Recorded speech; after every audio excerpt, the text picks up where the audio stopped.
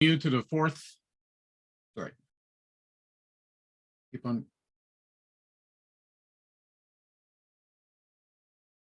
Okay, just to let everybody know, I'm recording this session. I will be starting a recording in 1 minute.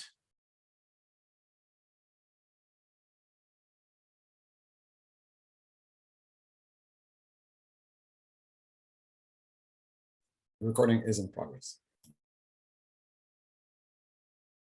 I'd like to welcome everybody to the Digital Transformation in Government Conference. We have the pleasure presently of welcoming keynote speaker Catherine Luelo. She is the Deputy Minister at the Treasury Board of Canada's Secretariat and a Chief Information Officer of Canada. Prior to her appointment as CIO in July 2021, she was Senior VP and Chief Information Officer at Air Canada, and she also led the innovation in the artificial intelligence space while managing the security and reliability of Air Canada's worldwide systems. In June 22, she was appointed to the Mars Discovery District Board of Directors, North America's largest innovation hub, which was located in downtown Toronto. From 2018 to 2021, she served on the board of directors for Scale Artificial Intelligence, Scale AI, the Montreal-based artificial intelligence supercluster, and she was also chair for Health Canada's Industry Advisory Roundtable on COVID-19 testing, screening, tracing, and data management. Catherine holds an MBA from Athabasca University in Alberta and a BSc from the University of Alberta. So without further ado, I welcome Catherine to speak on the Government of Canada's digital ambition. Thank you very much. Over to you. Oh, by the way, just before Catherine starts there, we're using the Q&A if you want questions, and we'll hold questions until the end of the session. Thank you very much, and over to you, Catherine. Very good. Bonjour tout le monde. Thanks for joining me today. Just want to maybe get us started with acknowledging the fact that I'm in Ottawa today and joining you from the traditional unceded territory of the Algonquin Anishinaabe people. So just encourage folks to sort of think about the land that you're sitting on today as we're walking through the presentation. I really appreciate the introduction. And as Robert said, I'd actually prefer to have a bit more of a dialogue. So I'm going to spend a few minutes here at the front end, likely about 20 minutes, just walking you through the digital ambition of the government. Before I jump into that, for those of you that are part of the Federal Public Service, happy Public Service Week. And I was reminded in Robert's introduction that the sort of bug that bit me around joining the public service was the COVID task force that he talked about. So I had the opportunity to serve on a COVID-19 Health Canada advisory board from industry to look at screening and data management. And really in my role as an executive at Air Canada, we were looking at ways to minimize the impact of COVID on businesses. And in fact, was part of at Air Canada standing up one of the first on-site screening programs that we had, which led to higher confidence level with our team members, but actually reduced infection within our environment. So for me, that was my first sort of itch to lean into public service. And when I was asked to take the role on as the Chief Information Officer of Canada, how can you say no to that? It's just such a wonderful opportunity to serve your country. So when I started, there was a really good foundation of a digital strategy and a digital operational strategic plan. But what we wanted to do was take that and sort of advance it, put some structure around it that really sort of painted a waterfront of what we wanted to accomplish, not just from a technology perspective, but really in service to Canadians. And I think that's sort of the key overarching theme I'd leave everyone listening today about is digital is not just about the technology. It's about how we deliver services in a digital age. And that really is the kind of statement of the ambition. I was incredibly excited to see one of the breakout sessions a little bit later today as I was looking through the agenda, that it's not just about the transformation, it's about the results. And that's really the premise that we're trying to weave in through the ambition. So I think with that, Tammy, let's rock and roll into it here. I'll get you to go to the next slide, please. All right, so I've already talked about the statement. It's the enabling the delivery of government in the digital age for all Canadians. And the all Canadians piece is really important because, you know, one of the things we took great care to do as we put together the presentation is it was checked for accessibility. And as of sort of published, was accessibility capable. So it's also not just about putting cool whiz bang technology about there. It's realizing the fact that Canadians in different shapes and sizes and forms and sort of versions have different ways that they need to interact with the government. And so it's making sure that we have not just modern, but accessible tools, and really expresses who we are as Canadians in the digital space. Let's flip to the next slide. And so when you think about government in a digital age, digital is changing how we live. And my goodness, COVID accelerated that at a quantum. Canadians, and I think citizens all around the world, expect governments to offer these services, and their expectations are growing that they're done in a digital way. And from my point of view, how we use these digital channels to deliver services can be an incredible opportunity to increase public trust. So I think this is a domain where we can make some very positive inroads. Just next slide.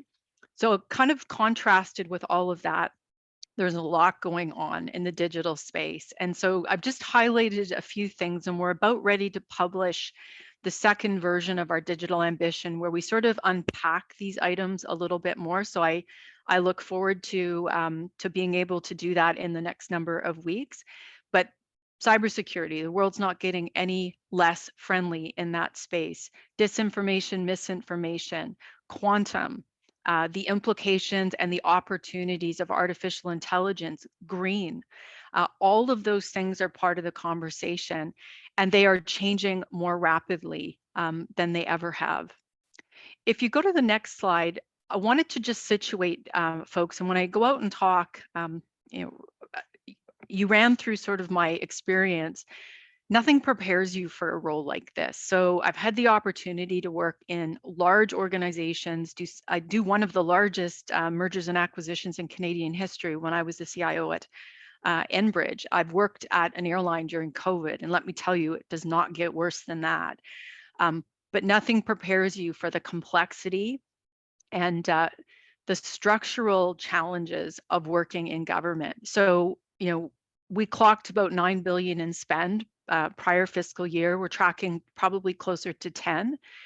There are so many systems that run the government, and we work in stovepipes. So when you look at the opportunity ahead of us, where organizations that I would have been familiar with in the past, where you can kind of say, okay, we're going to do an enterprise approach on that, the way that government in Canada is set up is very much based on authorities. And so one of the challenges that we have is that large distributed nature of authorities. But as you kind of note in the bottom phrase there, the bad guys and gals don't really care. Like they're just looking to assault the government of Canada in the cyberspace. So that provides a bit of a unique opportunity in terms of how you advance the files. So if we go to the next slide, really just a bit of a repeat, but trust, transparency, balanced with privacy. But from my perspective, digital is all about service, but delivering service in a very, very efficient way. And I do see an opportunity as someone who's run both commercial sides of business and supported the commercial business with my role in IT. You can have both. You can have a great experience for citizens, and you can drive efficiency of operation. And that's sort of in my strike zone in terms of how I think about the forward plan. So how are we doing? Let's roll to the next slide. Canada was seen as a world leader in 2006. As I was reading that, I'm like, that was like almost 20 years ago. And, you know, we've fallen behind. There's likely many of you on the call from other countries that are further up in the results than we are. We have taken our eye off the ball when it comes to delivering end-to-end digital government. We are one of the most connected countries in the world, with 92% of Canadians having internet in their homes. Now, back to what I said, leave no Canadian behind. There's 8% that don't. There's a different type of connectivity that happens in some of our more remote communities.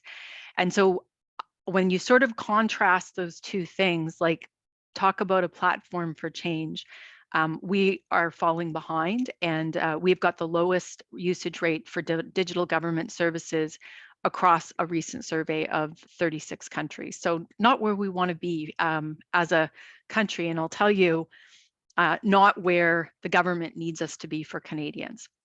So there is an imperative to getting this right. So there's so many examples of where we are seeing innovation. And I had the opportunity last week to talk to my deputy colleague in the Ukrainian government and have them share with me sort of the work that they have done to bring their entire services to their citizens online.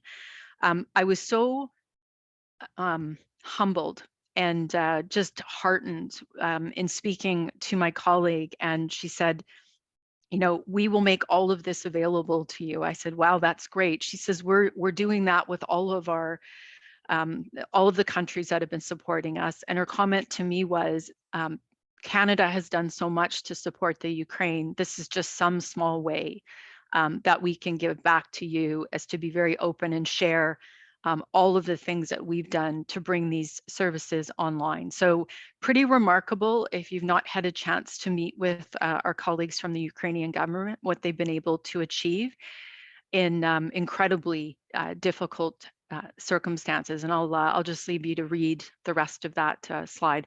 Let's go into slide 9, please.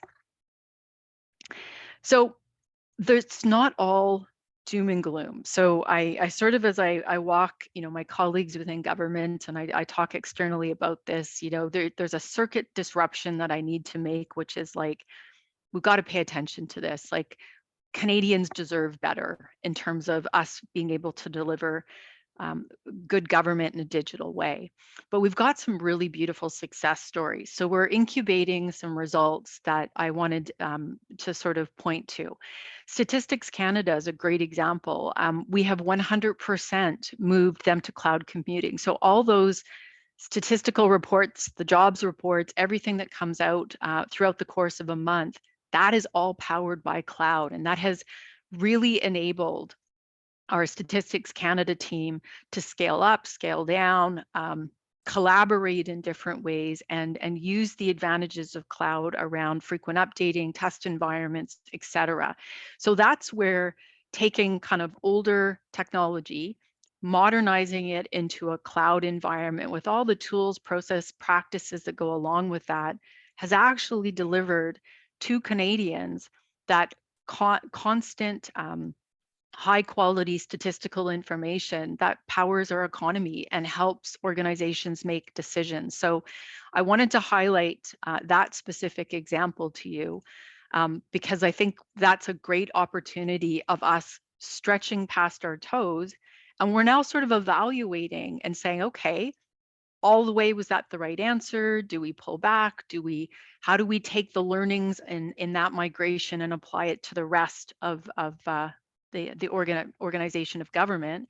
And we're about kind of, I'd say 8 to 10% in the cloud right now. The rest of it is all enterprise, more traditional data centers. Okay, so the ambition, delivering government in a digital age. There's 4 themes that we've set out. They're on the sort of screen in front of you.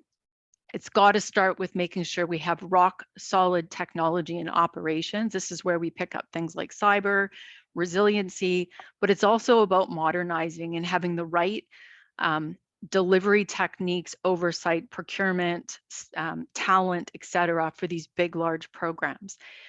We have an old age security system and an employment insurance system that is old enough to be, in the case of OAS, collecting old age security. So that is not rock solid operations when you're dealing with a technical debt profile like that.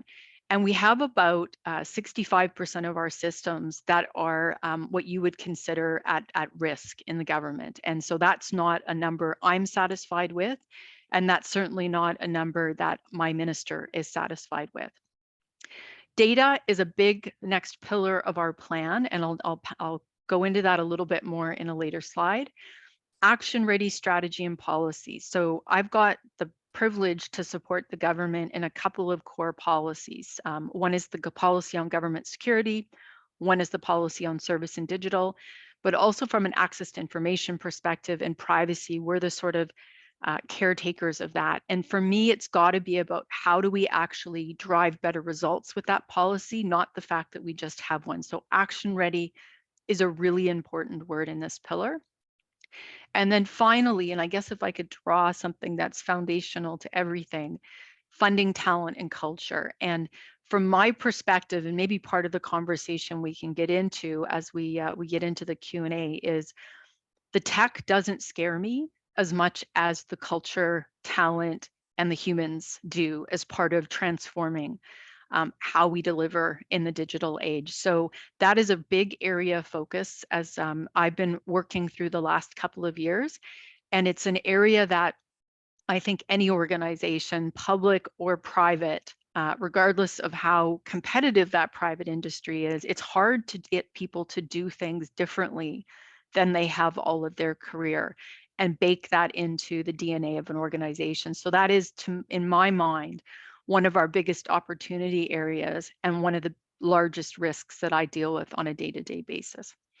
So the next couple of slides really just double click into each of these items. So I've talked already about the fact that rock solid operations is critical. And again, it's about making sure that we have operations that are solid, modernized to support serving Canadians. It is not great service when we've got a system outage in our borders that is causing lineups in custom halls. And I say that as the ex-CIO of Air Canada, who used to have some very difficult conversations with the CBSA CIO, who now is one of my colleagues. So isn't that irony of all ironies? So ensuring the fact that that we've got all the right protocols and practices in place, and that top item around application portfolio health is something we're tracking on an annual basis, and we're not moving the dial on that one substantially enough. And so I expect that we will continue to tighten up both on measuring that, but also taking a bit more of a risk-based approach in terms of which departments we need to modernize more quickly. And I'll give you like the Stats Canada example. They were in an old data center that was end of life. We needed to move them. They are now in a modern cloud environment. Their application health is very healthy, but when you look at it in the aggregate of whole of government, they're only a component of many other departments who maybe have good environments from a data center perspective, but actually have applications that are well past their shelf life. Next slide. Then you think about data. So it is all about the data and being able to balance using that data to deliver the best policies and programs for Canadians and those that aspire to become Canadians, but doing so in a way that really balances all of the responsibilities we have around privacy and security and openness. So this one for me is one that requires a lot of goaltending to ensure that we are both extracting value, but doing so in a way that really stays lined up with the principles of what Canadians would expect from us. And in my opinion, you can have both and you must have both. We have a very, very critical role in being the caretakers of all this data that we collect about Canadian. And I dream a dream where, you know, with the exception of from a security perspective, that we're able to be very transparent with Canadians around the data we hold for them, what we use it for, and this concept of right to revoke usage. And we are a long ways away from being able to do that in a simple way, given some of the constraints of our systems and even some of our policies and legislation. If you go into the policy and strategy area, this really is about making sure that we've got frameworks and policy and prioritization. So the thing I want to spend a little bit of time on here is prioritization. I have not worked for an organization over 30 plus years of career that didn't not find a project they didn't love. Like literally, it's very difficult for people to say, wow, that's a great idea. Let's do it later because it's a lower priority than the 14,000 other things that we're doing. The government is no different.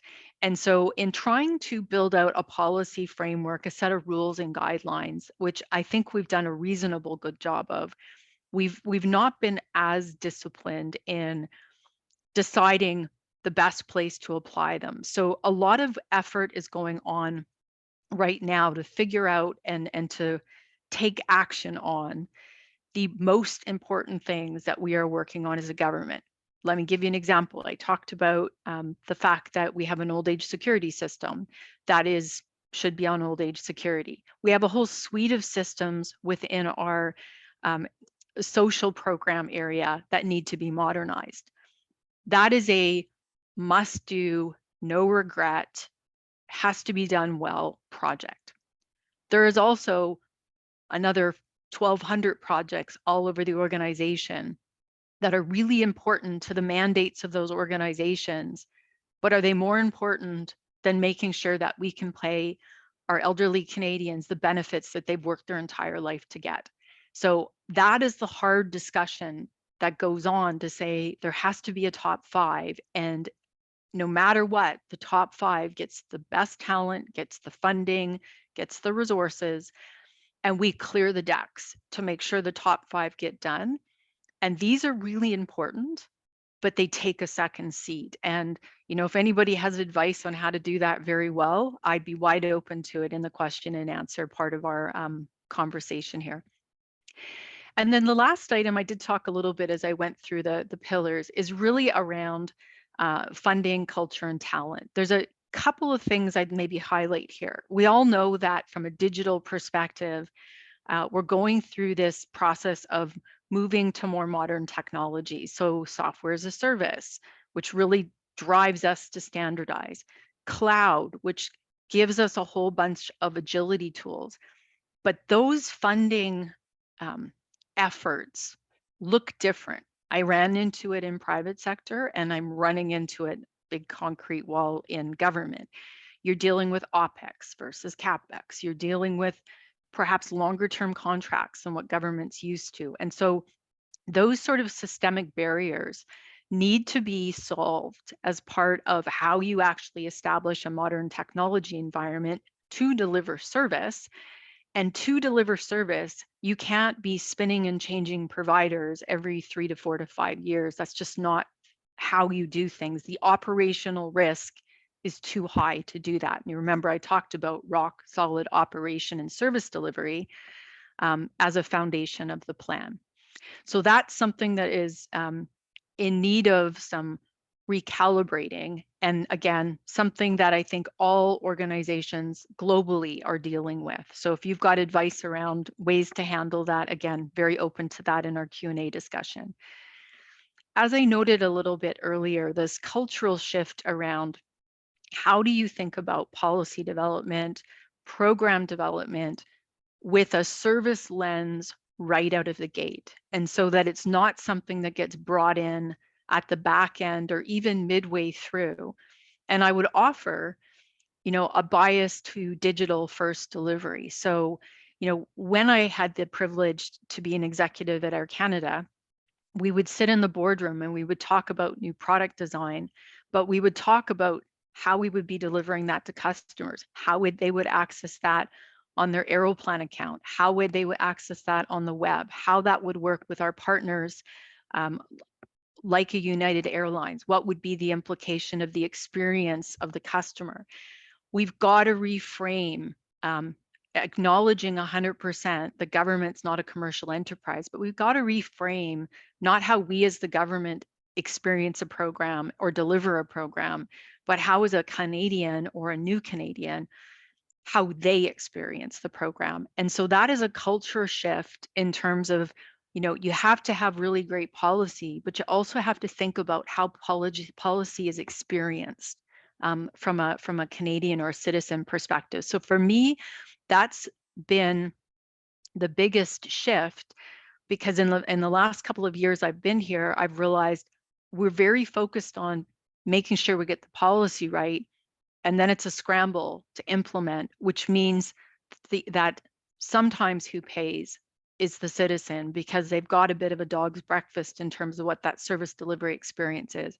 And I'm really encouraged by the work that we've been doing with our minister community, but also at the senior public service level, to really switch up the conversation around service delivery and service excellence. And I think I liken it to, we've planted some seeds, we've watered them, the sun's come out, and now we're starting to get things growing in a beautiful way. This is one where you're always going to have to tend the garden to, in my opinion. So I think I'll just wrap us up here, and maybe we'll tee up for some questions. As I look ahead, online services or digital services we intend those to become a main client citizen interaction point. And I believe that there is a real opportunity for this to be a foundational trust item. Canada.ca, the brand awareness of that as a service place is outstanding. There's brands all over the world that would kill to have that type of brand recognition, but it is largely a electronic bulletin board and filing cabinet. We need to make that in to this beautiful service delivery digital asset that allows Canadians to have a great front door into the services that they depend on their government to provide. I think, final thought, like the ambition really is about reorienting a strategy to, as I noted earlier, and again, very excited for the session that's happening later today, it is about delivering results. So when I think about the ambition, bringing the health of our application and environment to a healthier state, that is an outcome. Having Canadians go, oh my goodness, it's so easy to access the things you need to with the government. They've got this rockin' front end login place that I can go and sort of find everything I need. And please take this with a little bit of the tongue in cheek that it's intended, but I want to aeroplan the Canadian government. And what I mean by that is, when we built out the aeroplan login experience of being able to find things at a fingertip, that's what I want for Canadians when they interact digitally with government.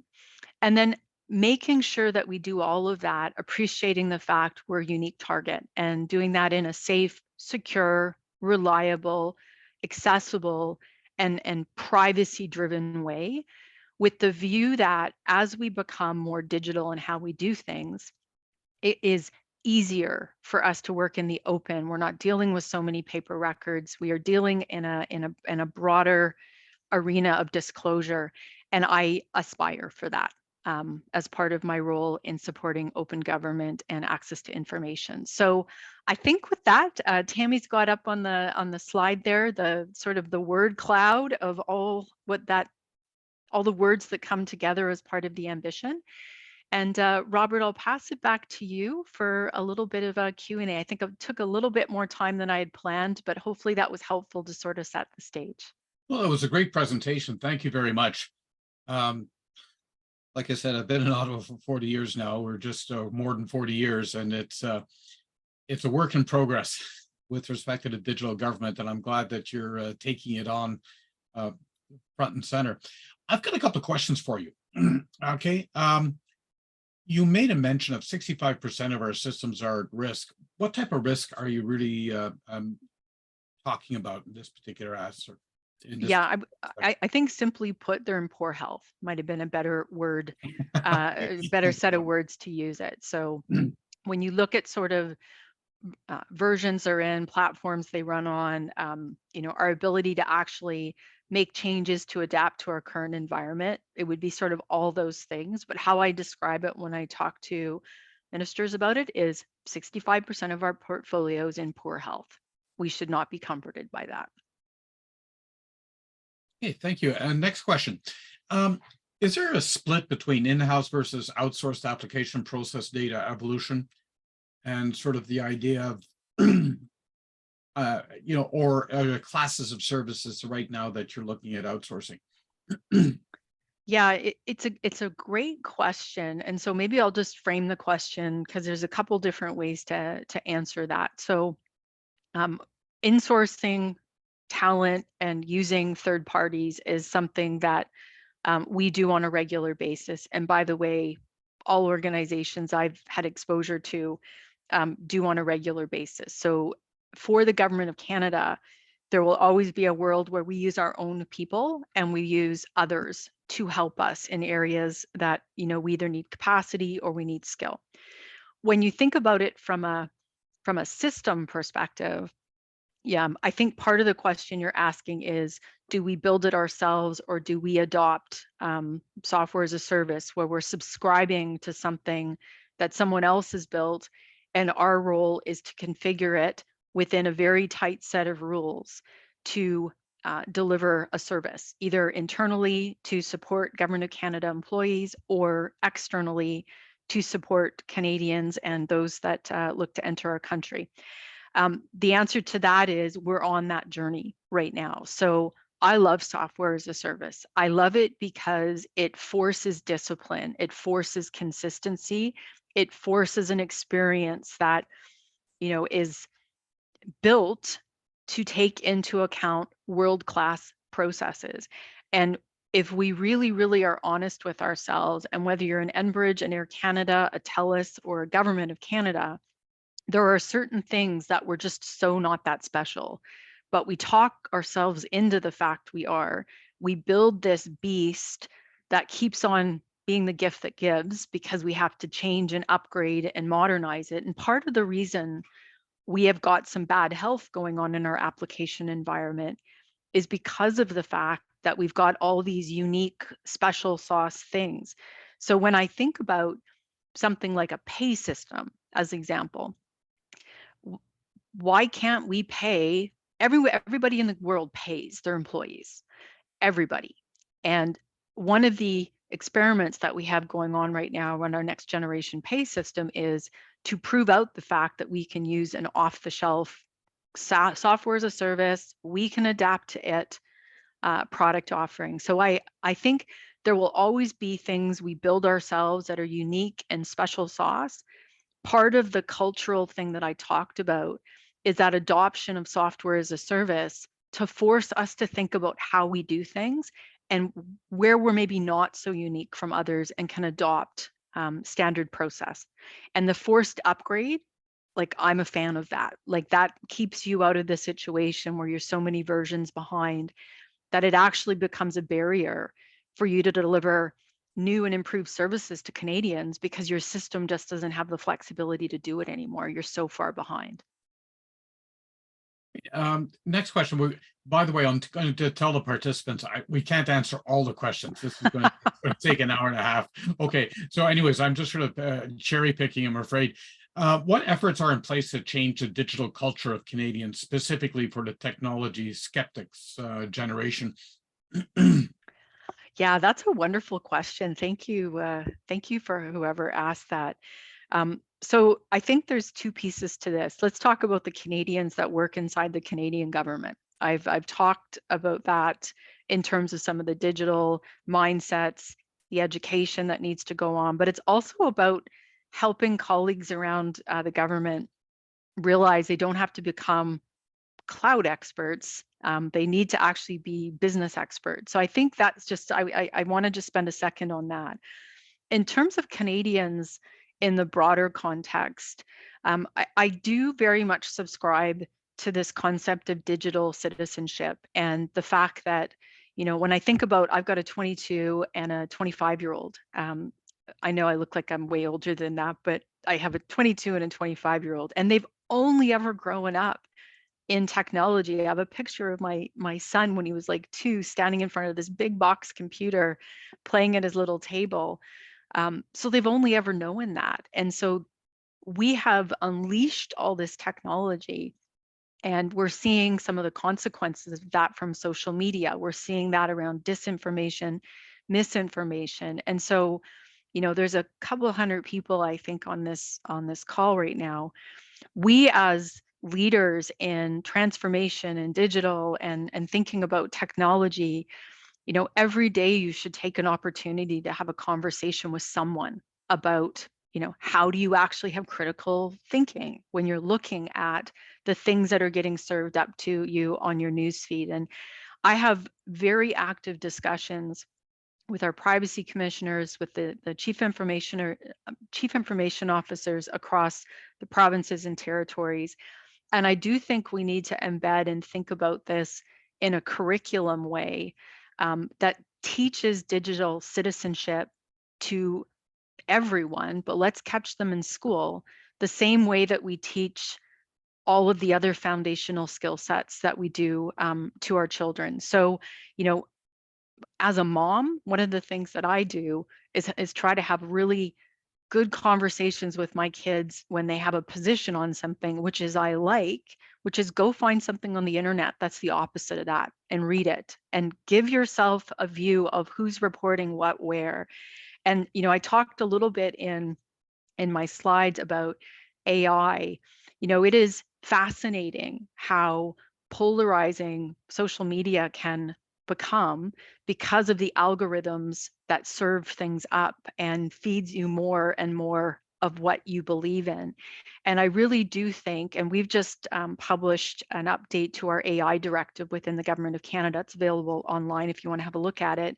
And we are trying to lay some track in government and build on that track to ensure that for at least our own purposes, we are putting parameters around responsible use. And there's work going on at the federal level, not mine to comment on. That's more in the ISED domain around how we look at that from a whole of Canada perspective. But certainly, I think this is a team sport, and I would encourage you to be talking to everyone you have the opportunity to talk to about artificial intelligence, cybersecurity, and just those are two sort of core foundational things that I think everyone should be having a conversation on right now. Okay, the last question is going to be, how are you incentivizing technology leaders in various departments to align with the ambitious goals that you've outlined? I see that picture. I see that question in the chat here. You know what? Like, that's the culture question right there. So I am relentless. Maybe that's a very good first place to start. So I really welcome the opportunity to come in and talk to you about the things that we're focusing on. But I never miss an opportunity in any interaction in any place that allows me to position the digital ambition, not as a technology plan, not just as a service plan, but again, how we are delivering government in a digital age. And that is resonating. And so what we are seeing, and I have the opportunity to sort of lead the community of chief information officers across government, there's a couple hundred of them. We talk about that in our monthly town halls that we do, and how we bring that to life in each of the individual plans. It expresses ourselves in our Government of Canada data strategy that we just published. The sort of chapeau piece is the ambition. The data strategy, again, available on canada.ca for you to have a look at, kind of pins into it.